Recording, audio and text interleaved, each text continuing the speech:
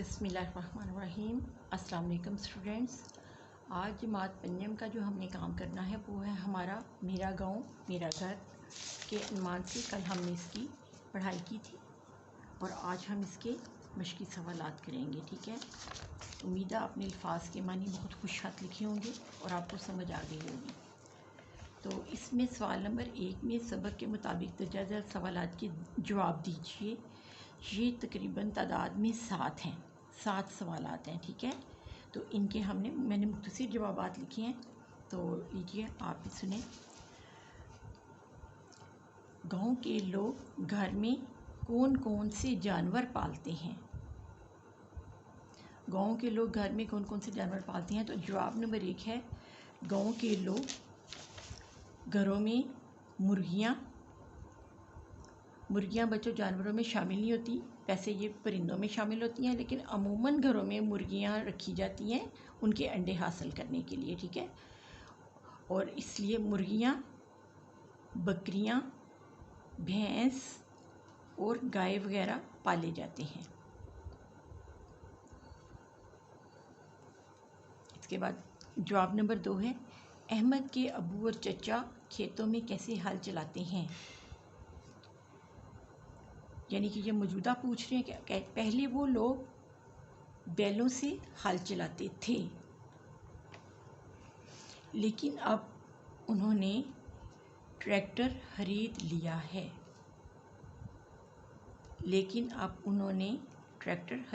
है।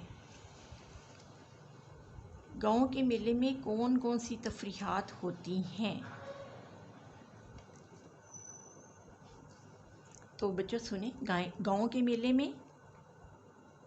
में खूब खेल तमाशे होते हैं, खाने पीने की दुकानें सजती हैं, छोटे छोटे स्टॉल बनाए जाते हैं और छोटी छोटी सी दुकानें बनाई जाती हैं और बच्चों के लिए बेशुमार चीज़ें होती हैं। बच्चों के लिए झूले लगते हैं, कबड्डी, कुश्ती, वॉलीबॉल जैसे खेल खेलते हैं।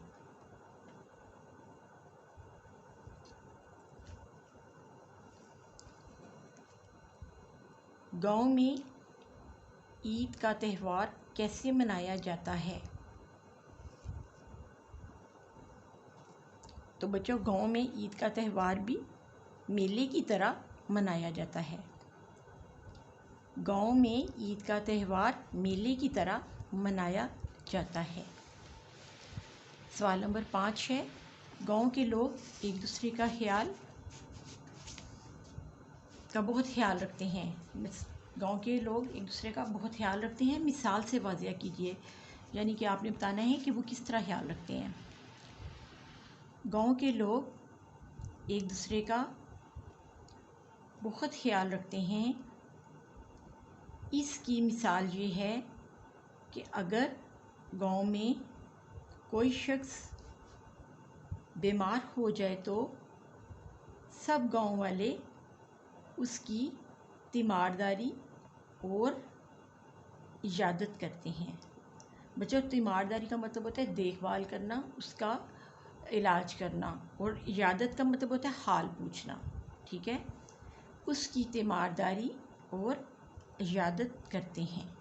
ये हमारे 5 सवाल हैं। इसके बाद हमारे 6ठा सवाल है हमारा गांव में शादी की तकरीब कैसी होती है? तो नंबर 6 जवाब है गांव में शादी की तकरीब दिन के वक्त होती है। घर के सहन या खुले मैदान में शादी का इंतज़ाम किया जाता है। एक रात पहले ख़वातीन मिलकर घर में ढोलक बजाकर गीत गाती हैं। उम्मीद आपको समझ आ गई होगी कि गांव की तकरीब जो है ज़्यादातर घर या खुले मैदान में की जाती है और इसका अहतमाम बहुत सादगी से किया जाता है और ख़वातीन जो होती हैं वो घर में ढोलक बजाकर और गीत गाकर खुशी का इजहार करती हैं। ठीक है, फसलों से हमें फ़सलों से हासिल होने वाली मुख्तलिफ़ अजनास के नाम तहरीर कीजिए।